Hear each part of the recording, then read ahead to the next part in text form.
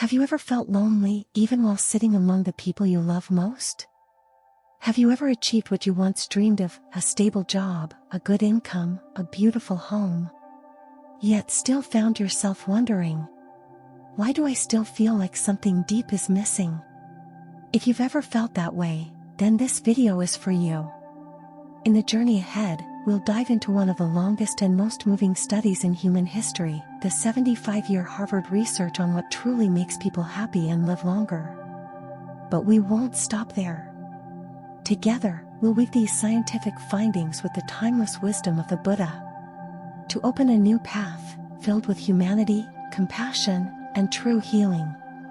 If this message touches something deep within you, don't forget to subscribe to Buddha Balance. Each week, and even each day, I share content that can help you better understand yourself and find more peace in this chaotic world. And you know what? Sometimes, a small act of sharing can bring light to someone who needs it most. If you think someone you care about should hear this, send them this video as a quiet gift from the heart, with love. Part 1: The Myth of Success and the Forgotten Essence. The length and limits of ambition. In the vibrant hustle of the 21st century, our lives resemble an endless race. Every morning, we wake to the sound of phone notifications, followed by a nameless sense of urgency. Billboards relentlessly engrave into our minds the belief that success means owning a mansion, driving luxury cars, vacationing in villas, and having a massive following on social media. Young people are taught to believe, just work hard, pour your time and energy into your career, and success and happiness will follow. But that answer, loud and echoing, never truly addresses the real question: what is happiness? And more importantly, what's the point of success if it leaves us feeling empty? A 75-year Harvard study revealed a truth that shook the dreams of the Silicon Valley generation. Among health, longevity, and happiness, the deepest root is not wealth, but good relationships. Buddhism and seeing through the illusion. More than 2,500 years ago, the Buddha clearly articulated the cause of suffering in the Four Noble Truths. Craving is the root of suffering, tanha. In the Dhammapada, there is a verse that I've never forgotten, especially in moments of emptiness. Just as waves wash away everything, desire sweeps away a person like a river carrying a dry tree downstream. We lose the meaning of life because we confuse the end with the means. Money, fame, status, meant to be tools for happiness, have been deified by our era as ends in themselves. Modern pain doesn't stem from poverty, but from a misalignment in our value systems. When we treat career as everything, love and connection are dismissed as soft, unnecessary extras. A life without spirit is like a body without a soul. A young American entrepreneur, around 35 years old, living in San Francisco, the epicenter of tech startups, once shared during a private inner work consultation. I run a startup valued at millions. I have an office in the financial district, a Tesla, and a whole team that looks up to me. But I can't sleep well at night. I feel lost in my own success. Sometimes I wish someone truly understood me, not because I'm a CEO, but because I'm just me. The truth is, we can have it all, and still feel hollow. That is the symptom of a world lacking genuine connection. And it's not just the heartbroken or unemployed who feel this way, but even those seen as successful. When we no longer have someone to love, to listen to be our true selves with, we start losing our very soul. Like a blade of grass whose roots have been severed from the nourishing earth. From misguided beliefs to lingering suffering. When asked about their life goals, most young people answer, to get rich and become famous. There's nothing wrong with that, but when this mindset becomes the only guiding star, it leads to long-term emptiness. Modern neuroscience shows that psychological degeneration often doesn't come from lack, but from losing direction. The more choices we have, the more anxious we become. The closer we get to glittering glory, the lonelier our inner world feels. Buddhism's invitation, return within to reconnect without. Buddhism never teaches us to abandon worldly life. On the contrary, the Buddha teaches us how to live in the world without being swept away by it. To live with mindfulness so we can recognize true value. To live with compassion so we can build meaningful connections. As the Buddha once taught, we cannot live alone. Every action, every word we speak, sends out waves that affect others. Happiness is an energy that can be contagious. But it begins with self-awareness, with looking inward and asking, what am I really living for? Who is truly by my side? When was the last time I embraced someone I love?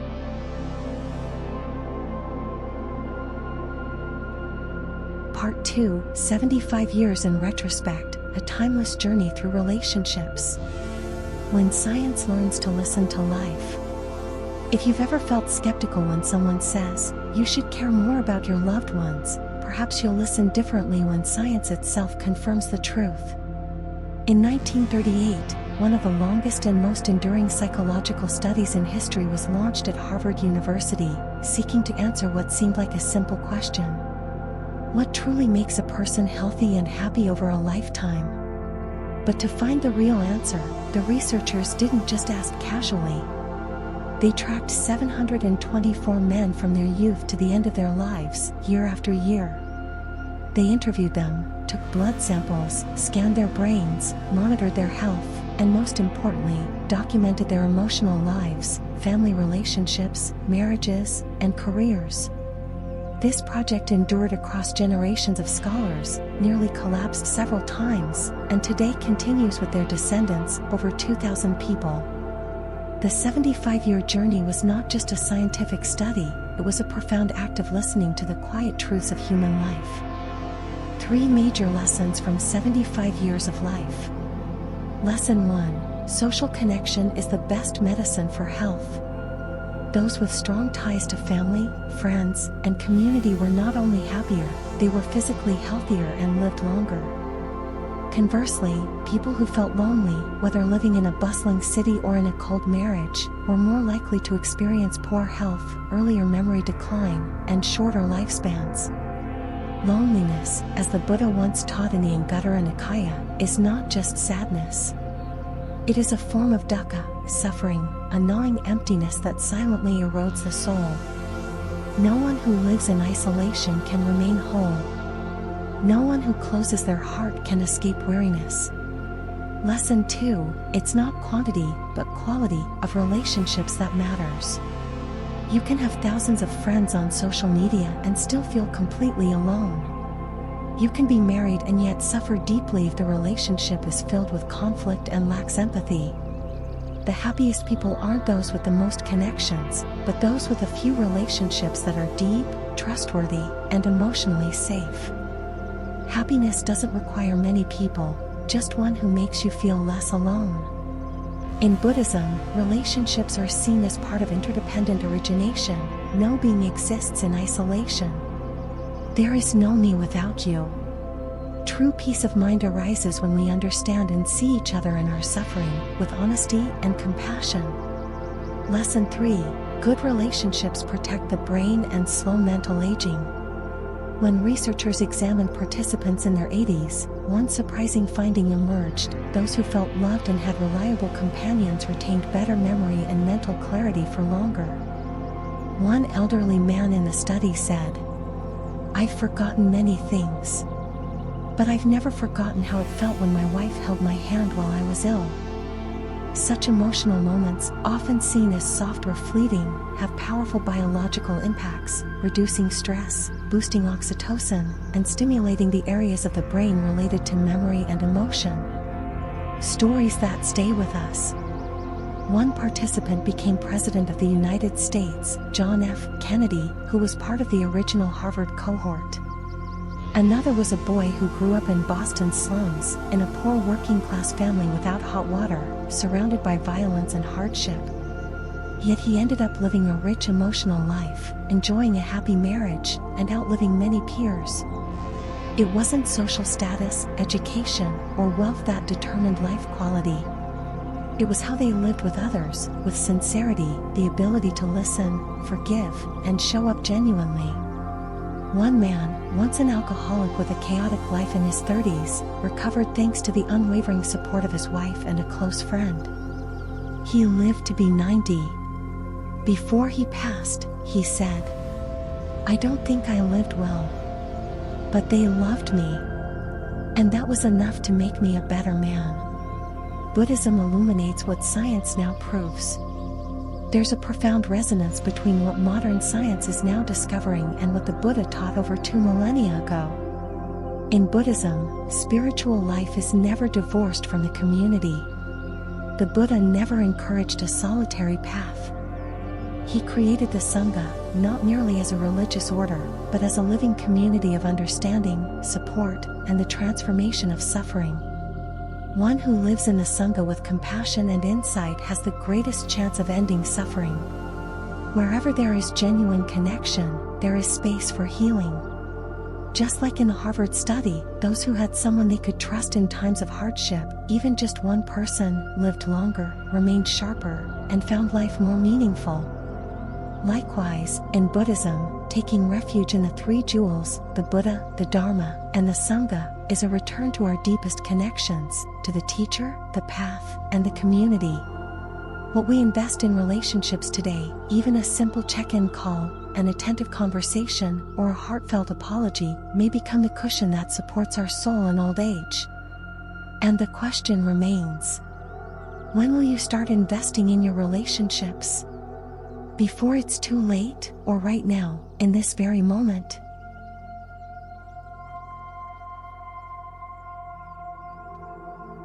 Part 3: Modern Life, and the Decline of Human Connection. The Age of Comfort, and the Paradox of Loneliness. We live in an era overflowing with virtual connection but starving for real connection. Never before have humans been able to video call each other from halfway around the world in seconds, and yet, never before have so many people felt so alone while sitting in the middle of their own families. A 2020 study by Cigna, USA, revealed that over 60% of Americans reported feeling lonely on a regular basis, even though many lived in major cities, worked in professional environments, and used social media daily. In 2024, a national survey by Harvard Graduate School of Education found that 21% of American adults reported chronic loneliness. Among them, 81% experienced anxiety or depression, and 75% felt their lives lacked meaning.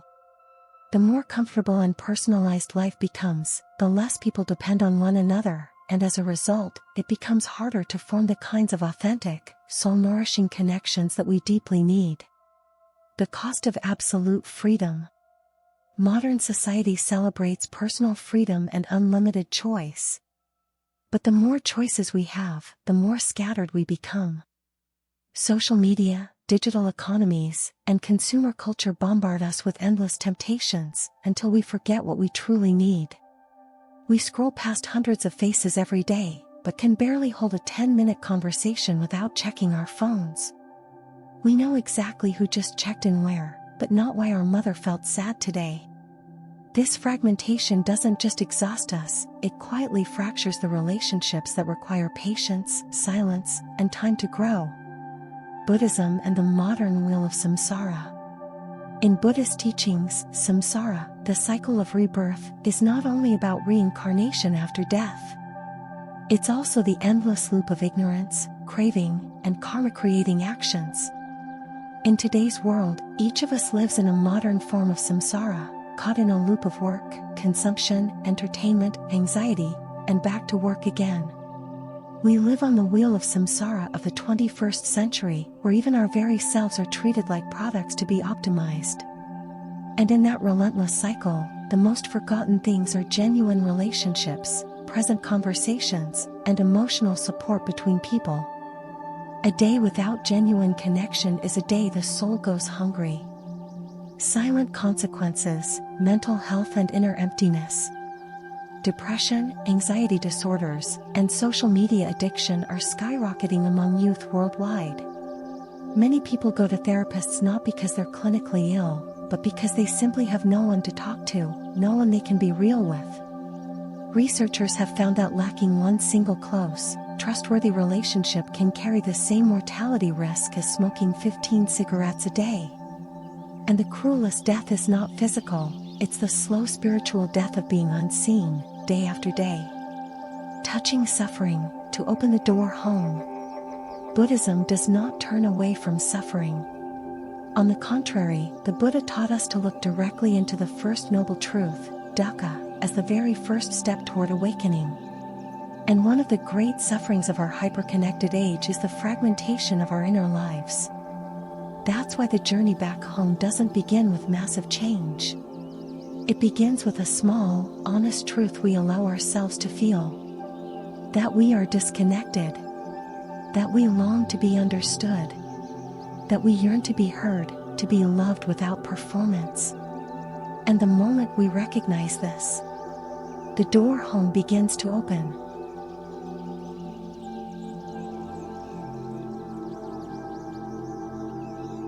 Part 4. Coming Home, Rebuilding a Life of Connection. Awareness is the beginning of healing. Every healing journey begins with a moment of awakening. When we realize we feel lonely, disconnected, or that life has lost its meaning, at that very moment, a door quietly opens. The Buddha called this right view, the ability to see reality clearly. Not denial, not suppression, not escape, but the courage to face suffering and recognize the path through it. There is no darkness greater than forgetting oneself. In our hyper-connected world, returning to our true need for human connection may be the bravest act a modern person can make. Small acts, profound change. We don't need a spiritual revolution to start reconnecting. We only need to send a message to an old friend. Put the phone away during family meals. Sit beside a loved one without judgment. Say sorry, even if it's late. Each small act is a touch point with others and with ourselves. Connection doesn't come from perfection. It comes from genuine presence. Deep listening and loving speech, the art of relationship renewal. Buddhism teaches right speech and mindful listening. These two practices can heal many broken relationships, not because there's no love, but because there's a lack of understanding and healthy expression. Deep listening means not reacting, not interrupting, not fixing. Loving speech means speaking gently, at the right moment, in the right place, with the intention to heal. A family, a community, a society, when it learns to listen with compassion and speak with care, can revive even what seemed permanently broken. Practicing connection in daily life. Maintaining connection isn't easy, especially in our hectic modern lives. But when we treat relationships as part of spiritual practice, everything changes. Every morning tea with your parents becomes a moment of meditation. Every playtime with your child becomes a silent retreat. Every phone call to check on a friend becomes a quiet prayer. Buddhist wisdom isn't only found on mountaintops, it's found in how we show up for each other, every day. Forgiveness and letting go, releasing emotional tumors. No relationship can last without encountering pain. But no wound is beyond healing, if forgiveness is present. Letting go is not weakness. Letting go is accepting that the past cannot be changed, but the present still holds space for love. Letting go of old grudges, unsaid words, silent anger, is how we make room for new connection to blossom. A life worth living is a life shared. In the end, no one wants to live or die alone. What makes a day meaningful isn't productivity or achievement, but the presence of someone with you, for you, beside you. John Cacioppo, one of the foremost scientists on loneliness, once said, "Love and attachment are not rewards for a healthy life. They are prerequisites for life itself." Final words, coming home is not going backward, it's moving toward what we forgot. Buddhism doesn't teach us to withdraw from life. It teaches us how to live within it without losing ourselves. And connection is the thread that helps us stay true to who we are, through every relationship we touch. No one becomes enlightened alone. Each awakened soul lights the way for others. So if you're feeling lonely, don't be ashamed. Start with something small, a phone call, a hug, a sincere word. Because a meaningful life isn't measured by the number of years we live, but by the number of connections we leave behind. We've walked together through 4 chapters.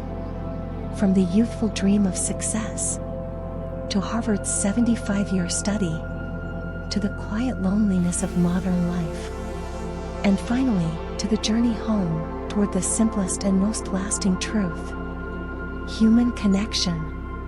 If you believe this message might help someone, please share it, like a small flame passing on the light in the night. Thank you for staying with me until the very last moment. I truly believe that when you listen with your heart, you are no longer alone.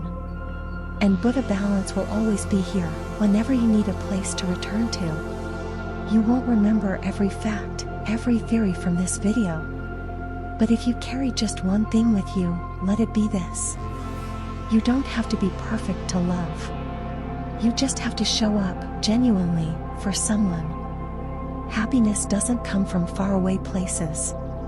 It begins with a listening gaze, a gentle check-in, or simply a pause to truly see each other.